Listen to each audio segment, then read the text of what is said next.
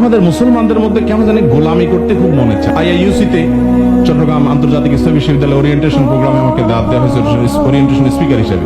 আমি সেখানে বলেছি স্টুডেন্টদেরকে যে তোমরা সবাই পড়াশোনা করার পর প্রত্যেকে উদ্যোক্তা হওয়ার চেষ্টা করবে, একটা করে ফার্ম দিবে, ছোট্ট করে বিজনেস শুরু করবে।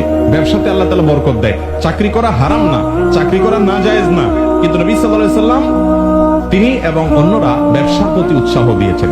হ্যাঁ, তিনি অন্যের কাজ করেছেন, আপনি চাকরি করেন, এটা দোষের না, কিন্তু আপনার ভিতরে চেষ্টা থাকবে ব্যবসা করার, কারণ আল্লাহ তাআলা বরকত ব্যবসা দেয়। নবীগণের বেশিরভাগই এই জাতীয় কাজকে উৎসাহিত করেছেন। নবী সাল্লাল্লাহু আলাইহি সাল্লাম বলেছেন, আফদালুল কাসবি কাসবুল ইয়াদ, সবচেয়ে উত্তম কামাই হলো হাতের কামাই, নিজের হাতের কামাই। এখন মুশকিল হলো আমাদের সমাজটা এমন হয়ে গেছে, চাকরি করলে তাকে মনে করে অনেক বড় কিছু হয়ে গেছে।